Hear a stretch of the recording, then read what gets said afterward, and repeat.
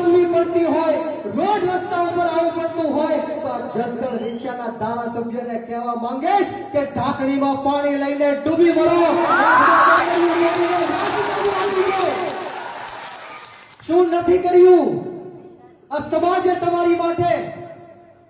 તમને ચૂંટણીઓ જીતાડવા માટે બહેનો દીકરીઓએ ઉપવાસ કર્યા, પગપાળાઓ કર્યા, માનતાઓ માની.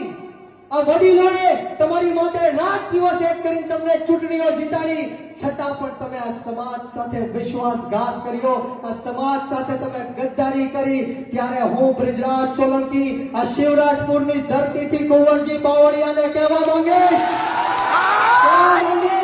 કે જો તમારી સરકાર તમારું ન ગાંઠતી હોય, તમારી સરકાર તમારું ન સાંભળતી હોય, તો તમારી પાર્ટીનો કેસ ઘરે મૂકીને આંદોલન કરવા માટે આવી જાઓ.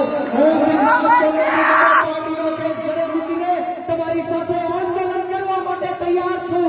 આ 92 જણા ઉપર જે ખોટા કેસો થયા છે, આ ઘનશ્યામભાઈ રાજપુરાના જે હત્યારાઓ છે એ ખુલ્લેઆમ ફરે છે.